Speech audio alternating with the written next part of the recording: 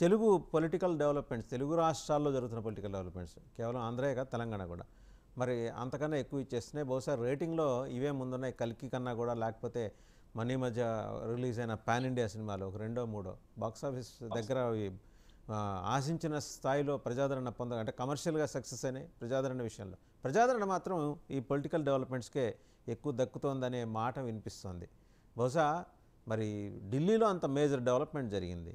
దాదాపు 7 ఆప్ counsellors BJP గూట్లోకి చేరారు. మరో 24 మంది జనతా పార్టీలోకి చేరబోతున్నారు. అది మనకి ప్రాధాన్యాంశం కాదు. మనకి మోపిదేవి వెంకటరమణ ఎప్పుడు రాజీనామా చేస్తాడు, ఏ పార్టీలో చేరతాడు, మనకు ఆంధ్ర రాష్ట్రంతో సంబంధం లేని ఆర్ కృష్ణయ్య వైసీపీ నుంచి రాజ్యసభకి ఎలా వెళ్ళాడు, ఇప్పుడు జనసేనలోకి ఎలా రాబోతున్నాడు. ఇప్పుడు ఇందాక మాట్లాడుకున్నట్టు బాలరాజుని అడిగితే వీటన్నిటికీ సమానం, ఏమిరా బాలరాజు అని అడిగితే వీటన్నిటికీ సమానం రావు. పరిమళనత్వాన్ని ఏ రకంగా మరి రాజ్యసభలో నిరుపయోగంగా ఉన్నారో, ఆర్ కృష్ణయ్య కాంట్రిబ్యూషన్ కూడా నథింగ్, జీరో. ఆంధ్రప్రదేశ్కు సంబంధించి మాట్లాడుతున్నా, ఆయన ఉద్యమాలకు సంబంధించి నేను మాట్లాడట్లేదు. ఏమంటారండి మస్తాన్ గారు?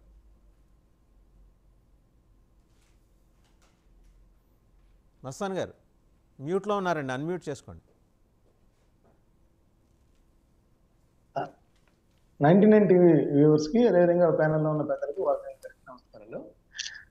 ఇప్పుడు మీరు చెప్పిన తెలుగు రాష్ట్రాల్లో మంచి ఎంటర్టైన్మెంట్ దొరుకుతుంది అనేది కాదు, దేశవ్యాప్తంగా వాళ్ళ రాష్ట్రాల్లో, అందులో తెలుగు రాష్ట్రాల్లో మరీ ఎక్కువగా ఉన్న పరిస్థితి మనం చూస్తున్నాం. ఫిరాయింపులు అంటే అధికారం ఎటువైపు ఉంటే అటువైపు ప్రజాప్రతినిధులు వెళ్ళిపోవడం అనేది ఒక ప్రవాహంలా కొనసాగుతుంది. దీనిలో నైతిక విలువలు అనేవి కానీ, ప్రజలు ఏమనుకుంటారనేది కానీ ఎక్కడా కూడా ఈ రాజకీయ నాయకులు ఆలోచించారు. వాళ్ళ దృష్టి అంతా కూడా అధికారంలో ఉన్న పార్టీల్లో చేరటం, అధికారాన్ని ఎంజాయ్ చేయటం.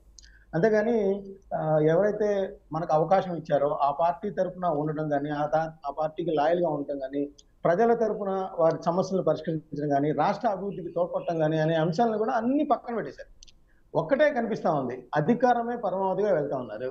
గతంలో మనం చూసినట్లయితే తెలుగుదేశం పార్టీలో రాజ్యసభ సభ్యులుగా ఎన్నికైన సీఎం రమేష్, సుజనా చౌదరి, అదేవిధంగా మన వెంకటేష్ గారు, వీళ్ళందరూ కూడా బీజేపీలోకి వెళ్ళిపోతుంది. ఇప్పుడు చూసినట్లయితే ఈరోజు వైసీపీకి చెందిన మోపిదేవి వెంకటరమణ, అదేవిధంగా బీదా మస్తాన్ రావు, నెల్లూరు జిల్లాకు చెందినవారు, వారిద్దరూ కూడా ఈరోజు రాజ్యసభ చైర్మన్ ని కలిసి రాజీనామా చేయబోతున్నట్టుగా కన్ఫర్మ్ చేశారు. నిన్న నేను మోపిదేవి వెంకటరమణ గారితో కూడా మాట్లాడటం జరిగింది.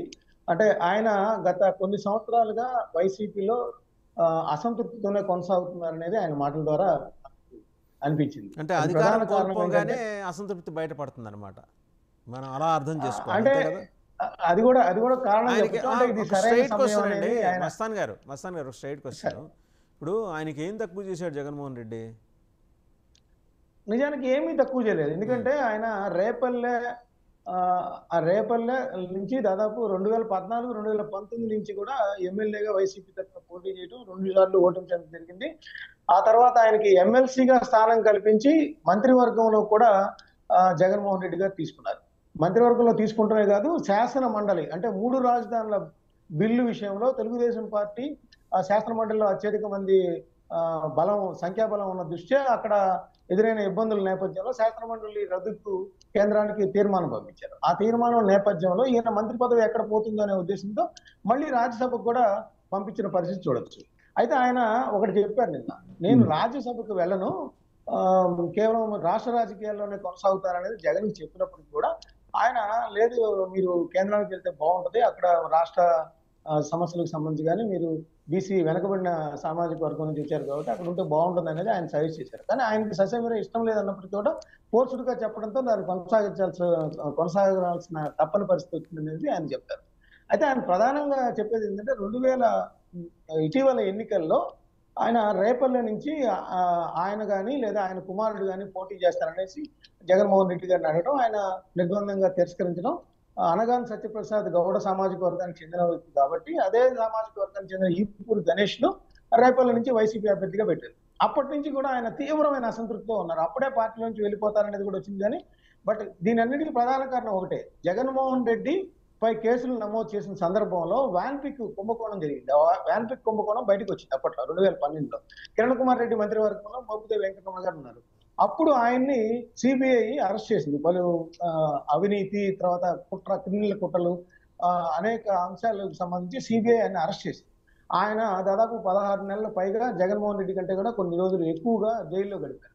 అంటే తన వల్ల తనపై వచ్చిన ఆరోపణల నేపథ్యంలో మంత్రివర్గంలో కొనసాగుతూ కూడా ఒక మంత్రిగా ఉన్నప్పుడు సిబిఐ అరెస్ట్ చేసింది అనే ఒకే ఒక కన్సర్న్ తో జగన్మోహన్ రెడ్డి ఇవన్నీ చేశారనేది అటు పార్టీలో కానీ ఇటు రాజకీయ పరిశీలకులు అందరూ చెప్తా ఉంటారు. ఎందుకంటే తన కోసం ఆయన జైలు పాలయ్యారు, అనారోగ్యం పాలయ్యారు అనే విషయంతో ఆయన కన్సర్న్ ఇచ్చారు. అయితే మోపిదేవి వెంకటరమణ గారు మాత్రం తన రాజకీయ భవిష్యత్తు, తన కుమారుడి రాజకీయ భవిష్యత్తు తేటతెల్లంగా జగన్మోహన్ రెడ్డి గారికి చెప్పినా కూడా ఆయన ఏమాత్రం పట్టించుకోలేదు. నేను ఆయన కోసం చాలా త్యాగం చేశాను, అనేక నెలల పాటు జైల్లో ఉండి అనారోగ్యం పాలయ్యాను, అవి ఎక్కడా కూడా పరిగణలో తీసుకోలేదు. ఇటీవల కాలంలో జగన్మోహన్ రెడ్డి గారిని కలుద్దామని ప్రయత్నించినప్పటికీ కూడా ఆయన నాకు అపాయింట్మెంట్ ఇవ్వలేదనేది కూడా ఆయన చెప్పిన పరిస్థితి మనకు కనిపిస్తా ఉంది. వాసు గారు. రైట్. ఒకసారి తెలుగుదేశం నాయకులు కల్పల కిరణ్ గారు జాయిన్ అయ్యారు, అలాగే జనసేన అధికార ప్రతినిధి శివపార్వతి గారు ఇద్దరు, అండ్ వైస్